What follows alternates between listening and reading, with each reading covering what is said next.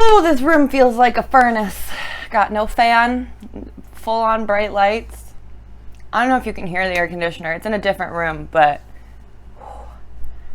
God.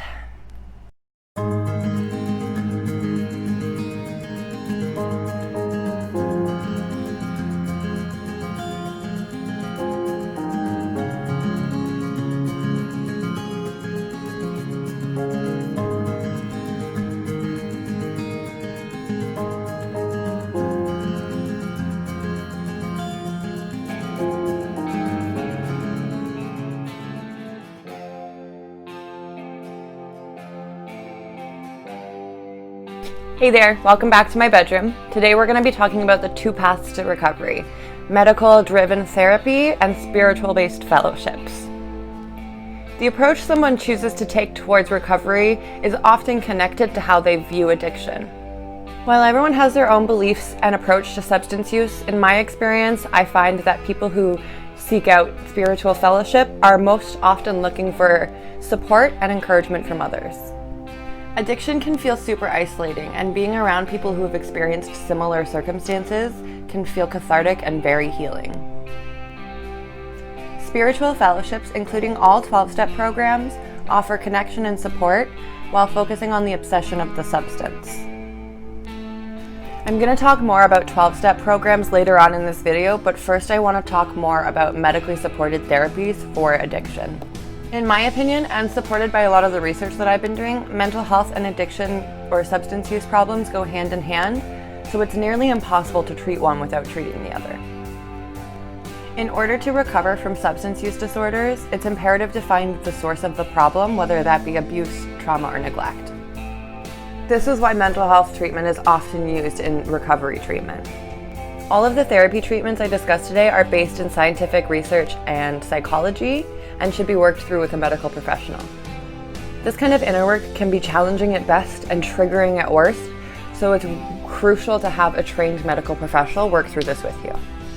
This is actually one of the reasons that I have yet to successfully complete the last two programs that I'm going to talk about, because I have yet to be introduced into an environment with a medical professional to work through them. All of the different treatments I've looked into stem from Cognitive Behavioural Therapy, or what's referred to as CBT. Maybe you've heard of this program before, but it's intended to promote awareness of our cognitive distortions and help to actively change them. CBT is a psychosocial therapy that's aim is to improve mental health. CBT is a structured, time-limited, problem-focused, and goal-oriented form of psychosocial therapy. It helps participants develop skills and strategies for becoming and staying healthy. CBT focuses on the problems that come up in day-to-day life and aims to help people examine how they make sense of what's happening around them. So you might be thinking, what are cognitive distortions? Cognitive distortions are ways that our mind convinces us of something that isn't actually true. And usually it will reinforce negative thoughts and stereotypes about ourselves. Some of the most common cognitive distortions include filtering, which is focusing only on the negative aspects of life; polarized thinking, or thinking in black and white terms; overgeneralization, so assuming something that applies to this situation will apply to every situation; jumping to conclusions; catastrophizing; personalization, where you think that somebody is personally attacking you when they're speaking about something general; the fallacy of fairness; blaming; and emotional reasoning are all different types of cognitive distortions. This may seem complicated, but if you read more about what cognitive distortions are and how they work, it's clear that every one of us has had one of these at some point or another. Every one of us has experienced one or more of these. Maybe you even notice a few you're guilty of right now. I can definitely pull a few of those out and say that my brain is tricking me into believing them to be true. Each one of these distortions leads to emotional distress, which in turn leads to us seeking out coping strategies to handle this distress. If you haven't built up enough healthy management skills, these kinds of distortions can lead to anxiety, depression, and in many cases, even addiction. What CBT focuses on is tangible skills and strategies by acknowledging your thought patterns exploring the emotional reaction to the thought, and then re-examining that thought to look for alternative perspectives rather than the emotional response. CBT introduces the idea that how we think can largely impact how we feel and react, and begins the process of challenging those thoughts. It's the basis for a lot of connected therapies, and hopefully you can see how CBT would be a benefit to somebody struggling with substance abuse. The next kind of therapy is called dialectical behavioral therapy, or DBT for short. DBT is a specific kind of CBT psychotherapy that is specifically designed for people who suffer from borderline personality disorder. DBT is a type of talk therapy that emphasizes the psychosocial aspect of treatments. DBT suggests that a person's arousal level can increase at a far quicker rate than the average person, that person can reach a higher level of emotional intensity, and that it will take a lot longer time to return to the baseline arousal levels. There are 4 modules when it comes to DBT therapy. The first module is mindfulness. This module focuses on how to practice mindfulness non-judgmentally and effectively. The purpose of mindfulness is to be able to observe, participate, and describe your emotions and reactions. The second module for DBT is interpersonal effectiveness. And interpersonal effectiveness is teaching skills on how to manage your relationships with others. These include effective strategies for asking for your needs, assertively saying no, and being able to cope with inevitable interpersonal conflict. The third module of DBT is one that I struggle with a lot, and that's distress tolerance. DBT learns how to bear your pain skillfully, and distress tolerance is all about managing pain that comes through life. Distress tolerance behaviors are concerned with tolerating and surviving life's crises and the pain that comes with living day to day. It focuses on things like radical acceptance, which is where I struggled mostly with it. The last module of DBT is emotional regulation. These specific skills include learning how to identify your emotions, learning how to identify barriers to changing your emotions, reducing the vulnerability to your emotional mind, increasing positive emotional events, and using distress tolerance techniques. DBT is a 6 to 8 week program that is usually run in groups and led by a medically trained professional. These weeks focus on topics that tend to relate back to the 4 modules of DBT and can include things like radical acceptance, which is part of the reason that I never made it through that program. It's challenging, and it is definitely something that you want to do when you are emotionally ready for it. Where CBT encourages people to talk or think through the problems they face, DBT focuses on helping people change their behavior patterns and emotional responses to certain stimuli. The last medically based recovery program I want to talk about before jumping into 12-step programs is Smart Recovery. Smart Recovery is a global community of mutual support groups similar to 12-step programs, but that focus on REBT, or Rational Emotive Behavioral Therapy, rather than faith-based fellowship. In 1955, Dr. Albert Ellis developed REBT, or Rational Emotive Behavioral Therapy, which is a short-term form of psychotherapy based on CBT. REBT helps you identify irrational thoughts and feelings, challenge the rationality of those thoughts and feelings, and replace them with healthier self-acceptance ideas. REBT focuses mostly on the present to help you understand how unhelpful thoughts and beliefs create emotional distress, which can in turn lead to unhealthy behaviors and actions. The core notion believes that human emotion and behavior are predominantly generated by ideas, beliefs, attitudes, and thinking, and rarely by events themselves. Consequently, changing one's thinking will change one's behaviors and actions. One of the biggest differences between REBT and CBT is that REBT addresses the philosophical basis of emotional disturbance as well as cognitive distortions. Basically, what this means is that REBT highlights the significance of secondary disturbances as well, where CBT ignores the underlying causes.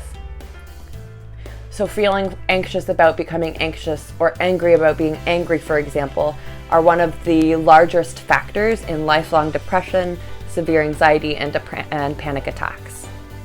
REBT is unique in CBT therapies in differentiating between self-destructive, inappropriate negative emotions and helpful, appropriate negative ones. Anxiety, depression, and anger are all examples of inappropriate negative emotions, whereas great concern, regret, or sorrow are examples of helpful, positive, negative emotions that will move you forward towards something better. Smart Recovery is a free self-help program for recovery from addictive behaviors. It says directly on its site it is not a 12-step program. Smart Recovery groups are small groups allowing for crosstalk and discussion, and often focus on practicing specific and tangible skills for emotional tolerance.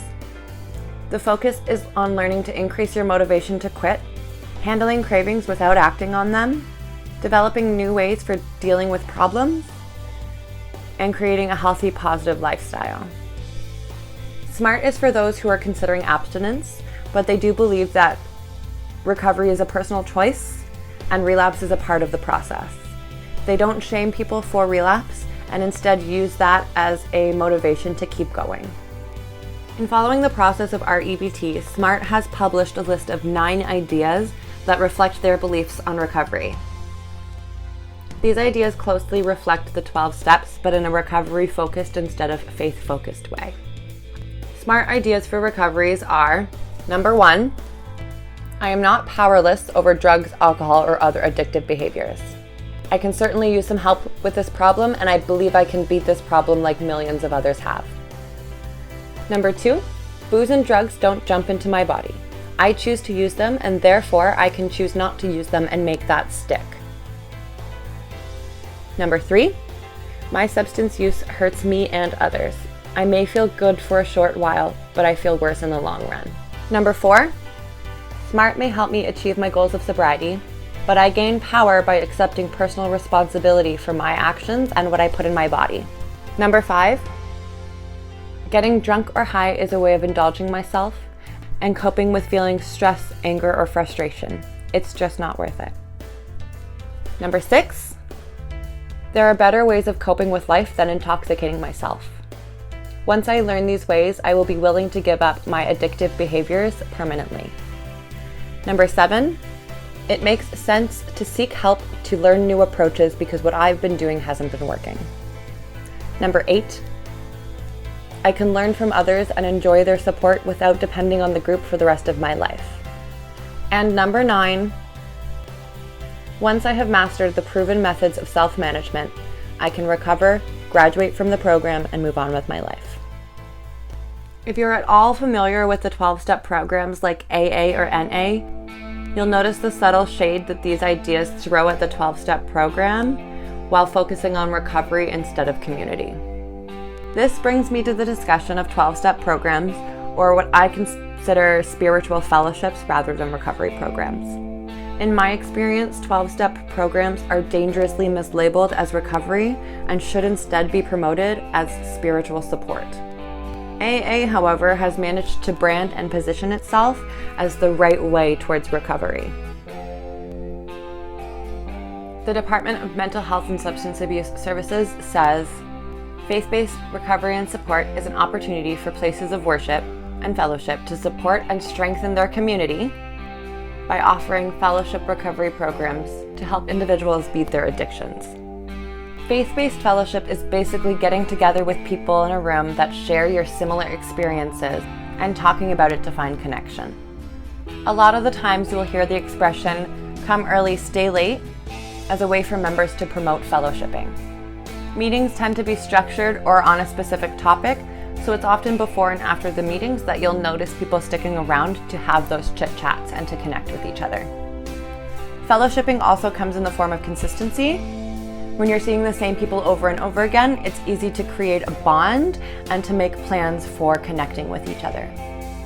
In my experience, I had a group of core ladies that would frequently invite me out to events and other activities separate from AA meetings, where the conversation would still wind up revolving around our recovery and the AA program. Recovery based on religious belief exists almost everywhere. AA claims not to be a religion, but the courts have deemed that not the case in some circumstances in the States, which I'll talk about more in a different video.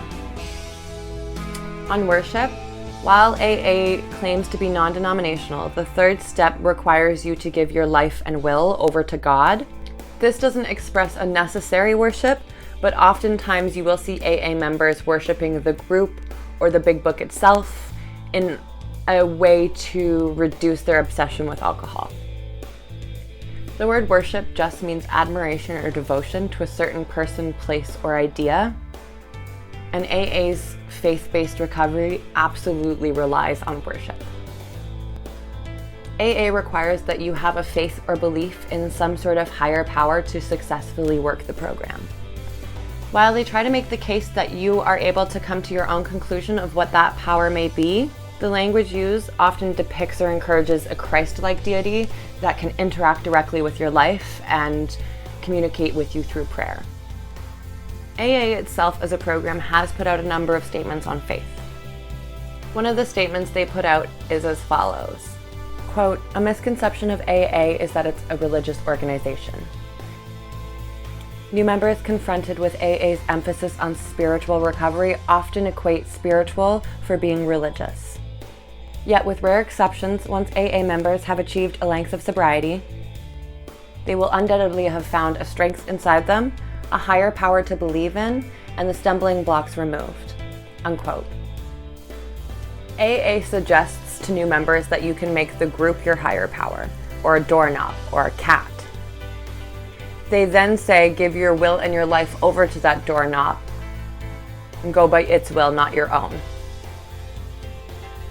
Members tell you your higher power can be anything you want, like your favorite song, but then tell you to go and pray to that song for answers and support, or to ask that song for forgiveness. The philosophies and teachings through AA only work for a Christ-like deity that can interact with your reality and daily life. The statement I just read from AA's webpage suggests that anybody that comes in with an uncertainty of it being a religious program will eventually break down and succumb to that religion and spiritual fellowship. One other thing to keep in mind is that most AA meetings will start with and end with the Lord's Prayer, which is a Christian prayer. AA also has a reputation for its members believing that it is the only and best way towards recovery.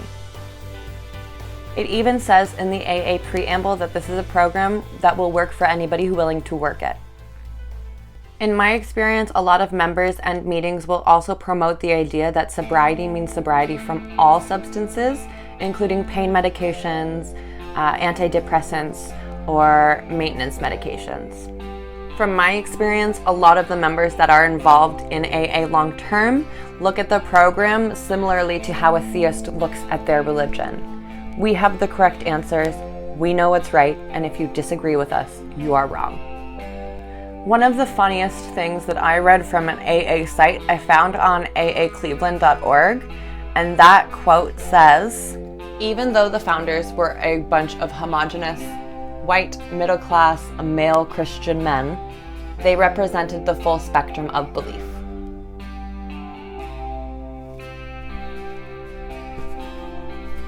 Is that as ridiculous to anyone else? Just me? There are definitely pros and cons to faith-based fellowship, and it's hard to argue that your approach to religion and faith will directly impact your success with this program. Are there pros and cons to Alcoholics Anonymous? Absolutely. One thing to keep in mind that I found from a 2015 Pew Research study is that Christians make up 1/3 of the world's population, with Muslim religion coming closely in second. Surprisingly though, the third largest religious affiliation is actually unaffiliated, or what I would consider atheist.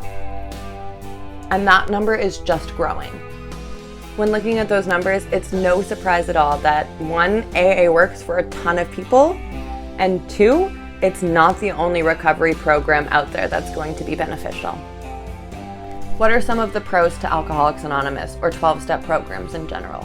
Well, it offers viewing addiction as a medical disease and not a moral issue. It offers embracing others and supporting their recovery journey. It offers guidance and direction based on values and a belief system. It provides serenity and comfort for your future. And it lets faith guide you through your fear. What are some of the cons of AA though? In my opinion, the cons are a lot more significant to consider, which would be that this is not scientifically based in research or scientific evidence. There is always the possibility of losing your faith down the line, down the road, and therefore losing your reason for recovery. Giving your will over to a God or a higher power can alleviate some personal responsibility for your addictive actions or problematic behavior. There is a lot of teaching based on fear and based on guilt and shame. There is zero assistance with dealing with medical withdrawals, chemical dependencies, or dealing with underlying traumas. And relapse is looked at like a failure instead of a learning curve. Do I think AA is beneficial to some people? Sure. Do I think it's a successful recovery program and should have the monopoly on the recovery industry? Absolutely not. There is more than enough evidence to show that the 5 to 8% of successful AA members is far too low to successfully address addiction in our society. There isn't a one-size-fits-all approach to addressing addiction and substance abuse, as much as 12-step programs would like to fill that spot. I realize this is a divisive topic. For 12-step program members who rely on that program, it's all that keeps them sober. Of course, they're not going to agree with what I'm saying. It's important to look at other perspectives though, and for someone who has tried both paths, it's safe to say I know what worked for me. AA was incredibly harmful for my recovery, and my experience in the program, and especially leaving the program, nearly cost me my recovery.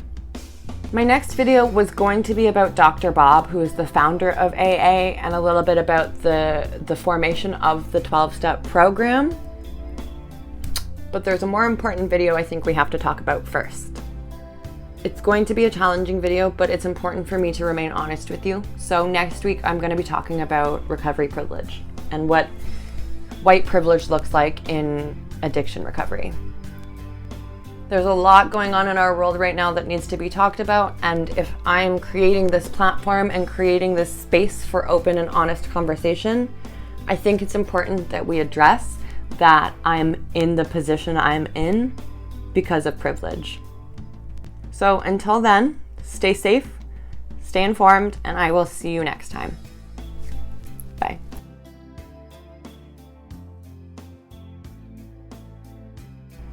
DBT is a type of talk therapy that helps emphasize, oh my God.